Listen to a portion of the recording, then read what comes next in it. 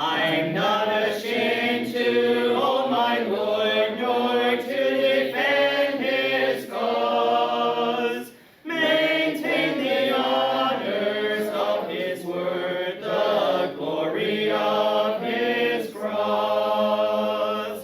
Morning, everyone. Well, we're continuing along with our study of 1 Peter. We ended up with this question last week. I'm not sure how far down we got, but we were talking about submission, okay, and how the Lord and Peter emphasized it in these passages. And I know we looked at 1 Peter 2:13 to 17. Remember that was we show submission to the Lord by our submission to the secular powers, to our government, to our law enforcement, honoring all by showing respect to them and loving true Christians. And 1 Peter 2:18 to 25, we showed our submission to the Lord by submitting to our masters, to our bosses, even to those who are unreasonable. We're to keep Christ and his suffering before us at all times in order to help us and strengthen us. And I believe 1 Peter 3 now, verses 1 to 7, I don't think we got there, unless someone else can remember. This is the which Gore? We didn't get to, okay. So 1 Peter 3 verses 1 to 7, I guess we can quickly read these passages. I'm not sure if we've read this one yet. Sometimes Dave repeats us in our readings. But actually, we won't read all that one. I'll wait till we have maybe D and E. But we all know 1 Peter 3, 1 to 7, speaking of wives and husbands. And how do we show submission to the Lord in this passage? What do we... Are you talking about 3, 1 to 7? Yes. Well, if a wife has a husband who is not a Christian, you, by your example, can win him over. Right. Not necessarily wife and husband. If you're dating, if you're courting, and things like that too, you've got to be aware who you're getting involved with. Yes, Kelly. And whether you want someone as a Christian, as a partner, you got to work at it. You just can't say, let me satisfy my own self by having somebody my choice. You got to think about your life with Christ, you as a Christian. Yeah. And by your example, you can win them over. You're right. I agree with everything you've said, and that's kind of responsibility of parents too. Our young people, they begin dating, looking for girlfriends, thinking of marriage. We need to explain to them the dangers of marrying a non-Christian.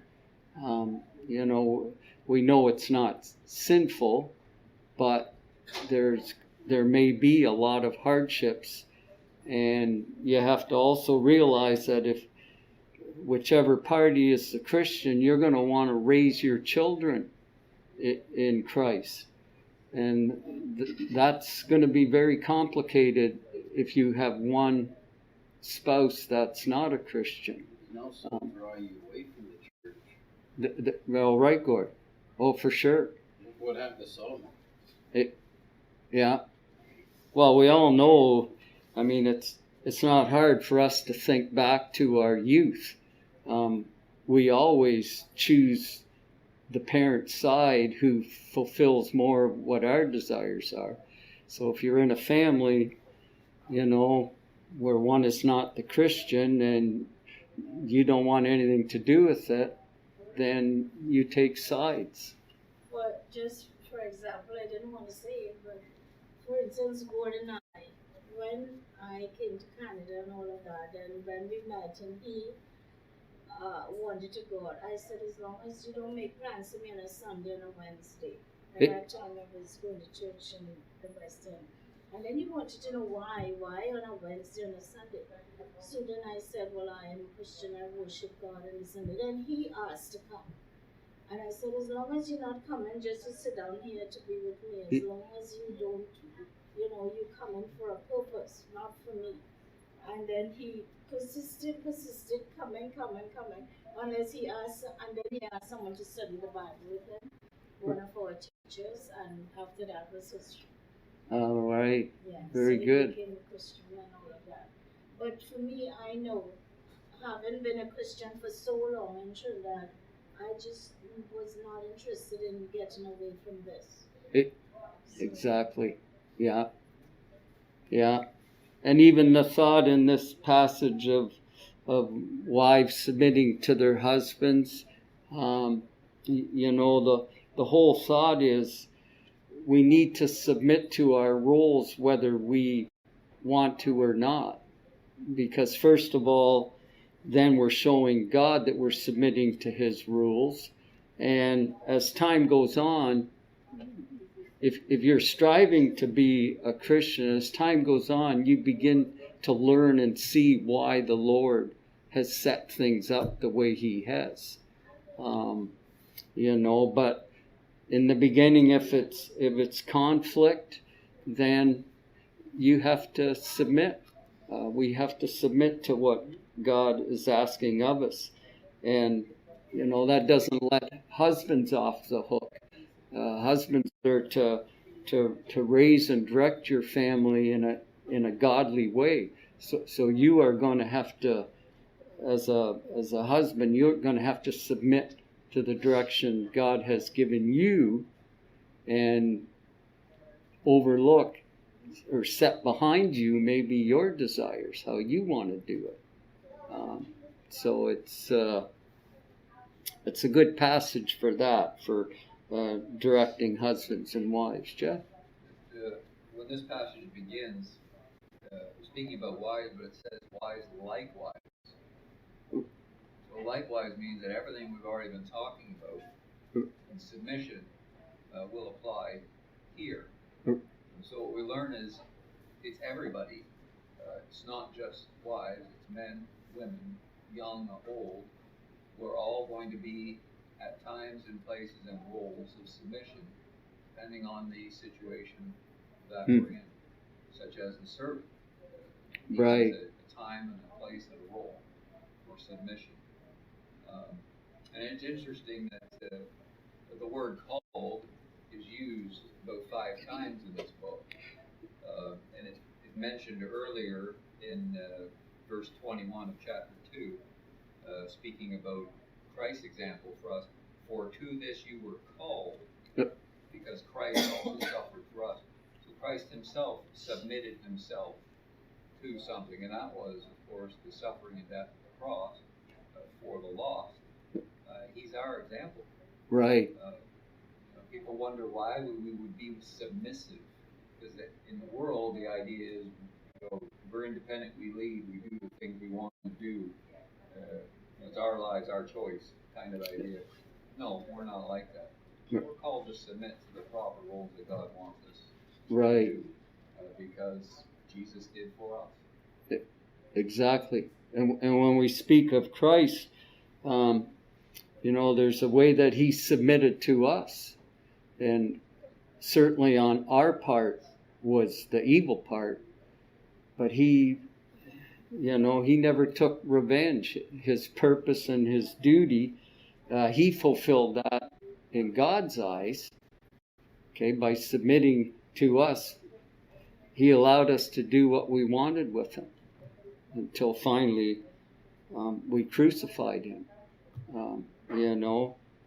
So his example, then to us, because we always want to defend ourselves when we're wronged and we're in the right.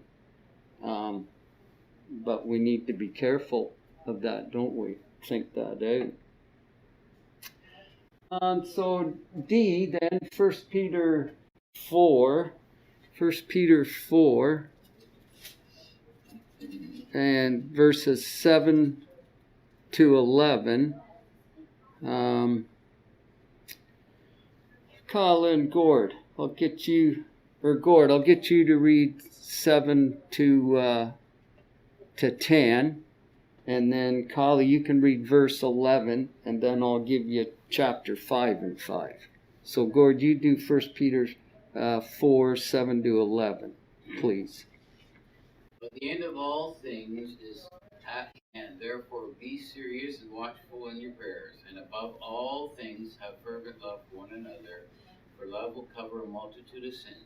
Be hospitable to one another without grumbling, as each one has received a gift. Minister it to one another as good stewards of the manifold grace of God. If anyone speaks, let him speak as the oracles of God. If anyone ministers, let him do as with the ability which God supplies. In all things God may be glorified through Jesus Christ, to whom belong the glory and the dominion forever and ever. Okay, Gord read 11. That's all right. No, that's all right. And Kala, then I'll give you chapter 5 and verse 5. The elders which are among you I exhort, who am also an elder, and a witness of the sufferings of Christ, and also a partaker of the glory that shall be revealed. Okay. Mostly in Gord's reading, chapter 4, 7 to 11. What do you see there? Submission is necessary for something, that a thought in that passage. Can you see, Jeff? Well, the thing that stood out to me in all of that was as good stewards. Okay, yeah. A steward is one person. You can't mistake who a steward is. The steward has his master's things, right, and he looks after them. Okay. So the steward is always, of course, in submission to the master's will. Okay. Otherwise, he's not a good steward. Right, but what character? What's a good characteristic of a servant? Love. Because love covers a multitude of sins. That's what it says on 8. Oh, okay, It yeah. starts with love, and the most important commandment when Jesus said, to love, the most important is love the Lord your God with all your heart, mind, soul, and strength, and love your neighbor as yourself. But love on all the commandments, love is number one, because it's the basis of everything. Right. Okay. Yeah. That's a good point too. I was after what do we see in verse 7 goes along with Jeff's thoughts. And I can't remember what word Jeff was using for servant. Steward. Okay. In order to be a good steward, what do you see in verse 7? Watchful in prayer. Okay, and serious and watchful in prayer.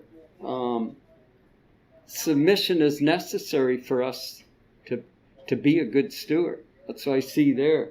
A good steward can't be radical and spur of the moment type personality characteristics. You need to be serious, a deep thinker, and watchful. Always looking out, and especially Peter urges us to be sober-minded and disciplined, always in light of the coming of the Lord. Looking for that, like being ready for that, because we don't know when the Lord will come. So he's reminding us, be prepared. Don't think, oh, well, maybe we have another month, I can straighten out that life's problem. No, need to be serious and watchful and acting at all times. I don't know if anyone else sees anything in that passage then. We'll move then to 1 Peter 5, verses 1 to 4. Yeah, James? It says it gives a reason for that. It says, for the sake of our prayers. Right. So you need our prayers to be answered. But you need God to hear our prayers. So we need to be sober-minded and self-controlled in our attitudes to others. Right. That's right, James. Yeah. At the beginning, what did you say at the beginning? For the sake of our prayers. Oh, right. Yeah. Exactly. Well, we're examples. It goes along with what Carla was saying. We need to be aware of that, of our example, don't we? So then, 1 Peter 5 and verses 1 to 4. Sandra and Jeff, I'll get you to split that up. 1 Peter 5 verses 1 to 4.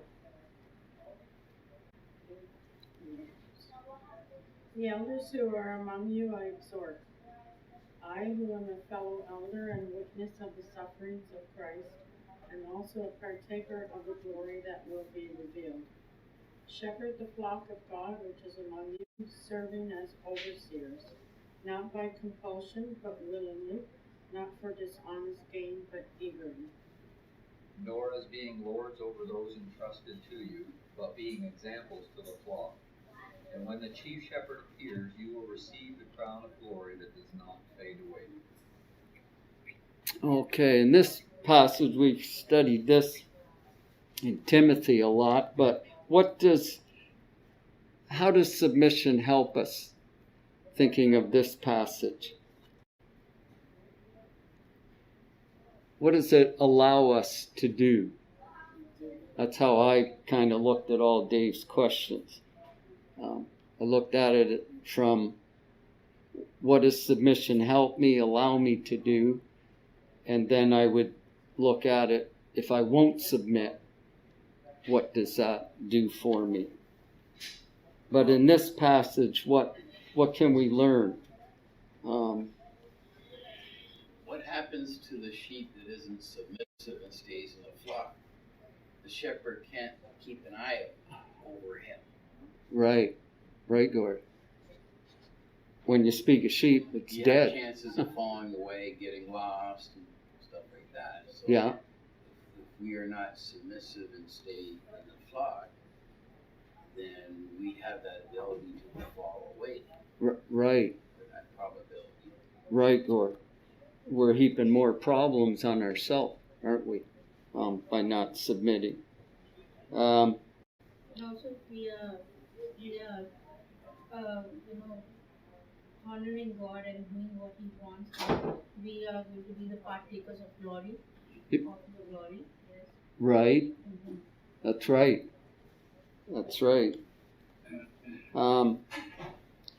I was thinking too, submitting. Oh, Jeff? Well, we're talking about the elders here. Yeah. The elder is the shepherd, the overseer. Well, we would see that one as a leader. That's often how we say, oh, the leader. But actually, we see the leader is himself supposed to be submissive. Right. So everybody, including the one we would sort of naturally see as the leader, well, he's also supposed to be submissive and not act as if he is some kind of overlord to everyone else. Right. Not to be selfish in his position. James? Yes, and the elders there, they need to be submissive too. word, Oh, yes. in order to lead. Because Yeah. they have to lead by example. Yeah. Exactly. Exactly. That's, they're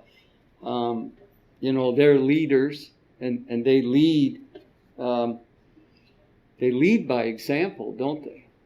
They lead by feeding, of course, protecting and guiding, but they shouldn't glory selfishly in their position, should they? And the same with us.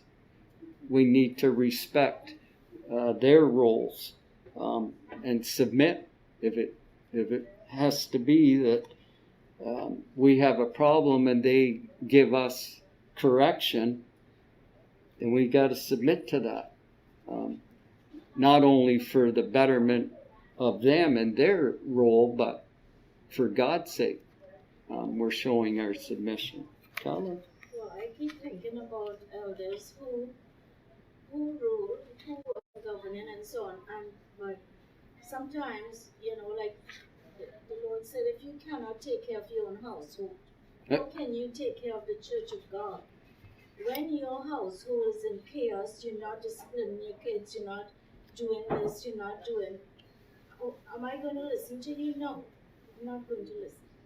So people have to find a way to get out of that, and just that's why we need to be good stewards too. If we see them not doing what they ought to do, Right. so we can't trust in man. You trust in the Lord. Yeah. Elders are human beings too, and sometimes they mess up, and hopefully nobody will notice. But at the end of the day, you have to know who you're serving. So Right. that's my take on that. That's right. One of my thoughts was we need to put ourselves on the same level as everyone else as fellow saints. And that doesn't mean that we're not to submit. Here, speaking of the elders, it's not that we're to not submit to their instructions, but we're supposed to understand each other's strengths, weaknesses. It's like you say, there's times that we could work with them. If there happens to be a problem in their area, there's respectful ways to go about that. And I don't believe we can do it respectfully unless we kind of understand that we're all the same. James? And supporting that, we're human, we're fallible. Yes. And we cannot judge each other based on what we expect. We have to know that individuals depend upon Christ. Outside of Christ, we're nothing. We can't depend upon our own strength. And we shouldn't be judging others, saying that I don't do that. And if that happened to them, it can't happen to me. It can happen to anyone. Anyone can fall if they're outside of Christ. Right. It's not me. We must be humble. Be humble, knowing that my strength, I cannot depend on me. I need to depend on Christ. Right. Yeah. Agreed. All the points everyone's making, if you kind of put yourself in the workplace as a supervisor, a superintendent, all these things that Peter is saying to us that we're to do as Christians, we do that in the workplace with those that we work with. If we're honest hearts and honest workers, we understand mistakes, and we work with people and we teach them in the same way as an elder would. But it's funny how we understand that and do that in secular instances, but then when it comes to Christianity, sometimes we fail in that area, and we're not to. Henry? As Pastor mentioned, the chief shepherd, and shepherd. Chief shepherd who is Jesus Christ. So as the flock, we should submit to the shepherd. And the shepherd should submit to the chief shepherd, which is Lord Jesus Christ.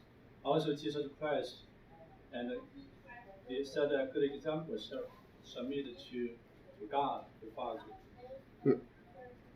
Jesus Christ submitted to God the Father. Yeah. So by his good example, so the shepherd should lead the flock by good example, by submitted to the Lord. And the flock should submit to the shepherd as long as the shepherd submitted to the Lord, the chief shepherd. So there's a right relationship between them. That's right, Henry. Exactly. And now that you've said that, kind of goes along maybe with Annette's thought earlier. I just lost my verse 4.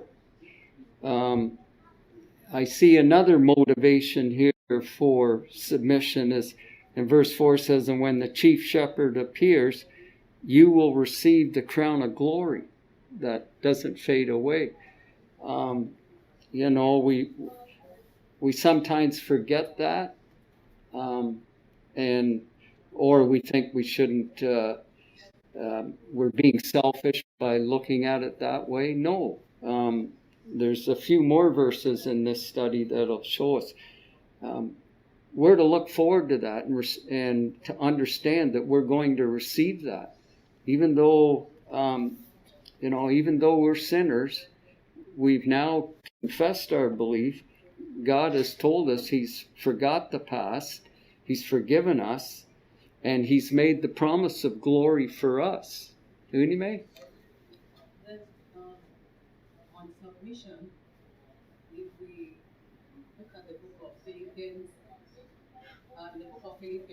we see Christ as a typical example to us. He said even if He was Christ, He was God, He did not count Himself to be equal with God. Right. But He submitted even unto the death of the cross. Remember when Judas sold Him out? When they came to arrest Him, they could not recognize Him, but for the keys that Judas gave to Him. So meaning Christ was almost on the same level with His disciples. He didn't say, I am Christ. He was not cocky, He was not proud. So He was very humble. Right. And they said He could have called 10,000 angels to destroy the world and set Him free. But He humbled Himself, died for all. So Christ, we shouldn't look at anybody and say, okay, this is my role model. But Christ should be our role model when it comes to submission. Because He gave it 100%. Right. Yeah, that's true. Good point. And Peter constantly reminds us of that, doesn't he? All through here. And it is a thought that we need to remind ourselves of all the time. He was God. He came here and He submitted to His creation.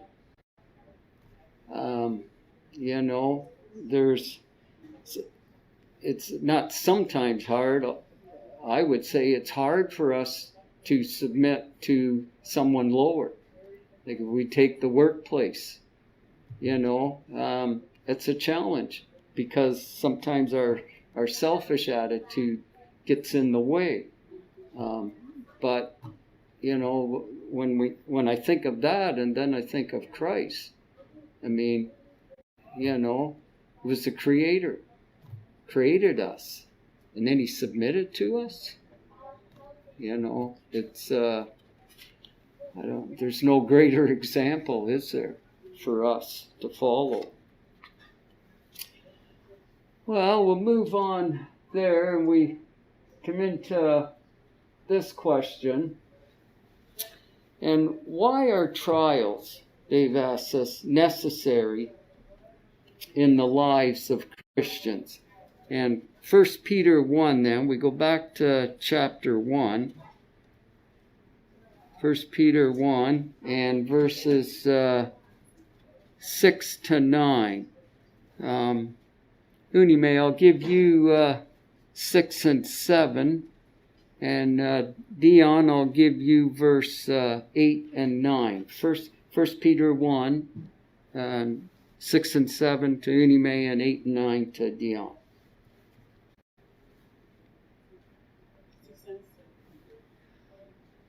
In this, you greatly rejoice, though now for a little while, if need be, you have been grieved by various trials, that the genuineness of your faith, being much more precious than gold, that perishes, though it is tested by fire, may be found to praise, honor, and glory at the revelation of Jesus Christ. Whom having not seen you loved, though now you do not see him, yet believe in, you rejoice with joy inexpressible and full of joy, receiving the end of your faith, the salvation of your souls. Okay, thank you. The analogy here, okay, of refining gold. Gord kind of spoke of this last week. Intense heat is needed to refine gold, isn't it? Google tells me it's 2,000 degrees Fahrenheit. And it's brought on by fire because the impurities stay hidden in the gold ore, okay? And as the temperature rises, so does the impurities. And then it's skimmed off by the goldsmith, and the impurities are separated, and then you're left with pure gold, okay, which is of great value. And so this analogy, and Peter in his wisdom, and the Holy Spirit's wisdom also, this analogy explains something to us. And what do you, instead of me telling you what I see in that, but thinking of trials. And remember, we're not speaking of God leading us into sin, because we know that God doesn't do that. James tells us that. There is no darkness. Okay, John tells us that there is no darkness in God. But think about trials. Okay, our daily trials. And trials of faith. How does this analogy help us to understand our trials?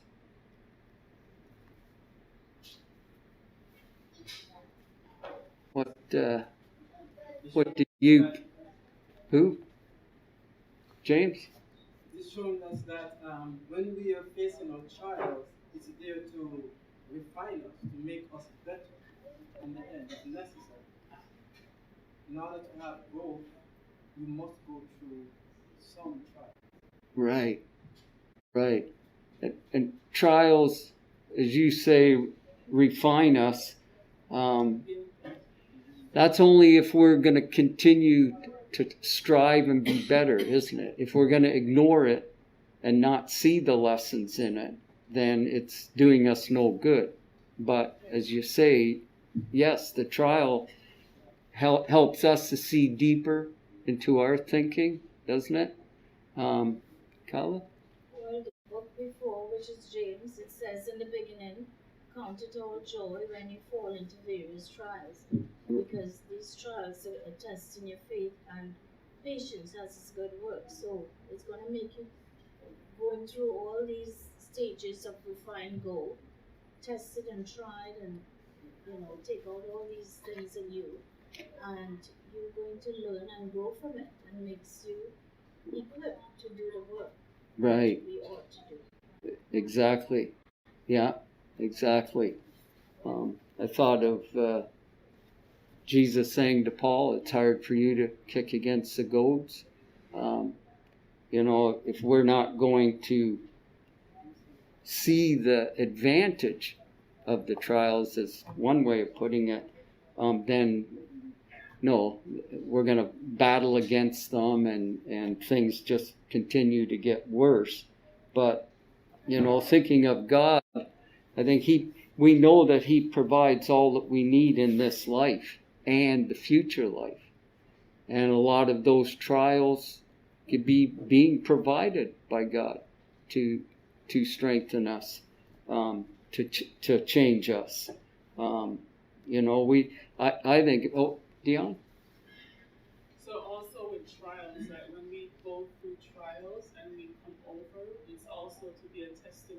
to other Christians as well, because we help sharpen each other. So if you have gone through something, you could sharpen somebody else with what you have gone through and how God brought you through. Exactly. Yeah. And does it not also boost your self, your emotions, your characteristics? That's another, sometimes we don't think of that too much, and we should. We need to be encouraged by ourselves, not by others. Well, we need to be encouraged by others, but not always by others. There's things that we may overcome by self, and we need to encourage ourselves through that. There's nothing wrong with that. Gordon and Jeff? One of the programs that I run with my work is I have a team or a company that does work for me and fixes things. Right. And they always too quick to pick up the phone and call for an answer. What's this problem? How do I fix it? Well, dig in, work at it, and by them figuring things out on their own, they become a better technician, a stronger technician. Right. By going through these little trials. I got a phone call on Friday, guys, and well, saw me do this. I said, it's not that. And I go there, 15 minutes, I fix it.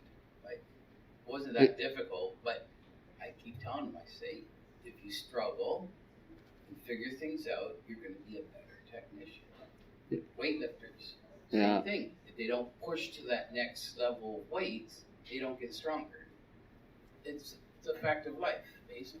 Yeah. And fight in spiritual life or physical life. Yeah. Right. The trials will make you a stronger person, or the expression, what doesn't kill you makes you stronger. Right. That's right. When you break a bone, it heals, and it's rare that you get a break in that exact same place again because the bone's stronger than originally. Right. Yeah. That's a good point. Yeah. That makes us think of, sometimes we can fall into the trap where we want God to do something supernatural with us, take away this problem that I struggle with. Why can't you remove it? Well, the fiery trials that he's giving us is for us to see the reality of our problem, and yet to help us with our purity of faith. Okay? Paul say about his thorn in the flesh. Yeah. Grace is sufficient. Right. He prayed for it to be taken away. It didn't. Wasn't. And he just said, okay, your grace is sufficient. I'll deal with it. Right. That's right, Gord. Made him a stronger person. Yeah. Dion, then I think Jeff had his hand up. I'm reminded of this analogy I heard before as far as the faith walk. Because to climb a mountain, right, you need the ridges to go up to help you go. So it's the same thing with your faith and trials. It's giving ridges for you to keep going, to keep climbing. Right? Yeah. So if you have a smooth life, you're not going to get the stuff to hold on to keep you strong. Yeah. That's a good analogy. Yeah, if everything's a nice smooth field, and then, well, we become complacent for one thing, don't we? And sometimes then we might push off the problem.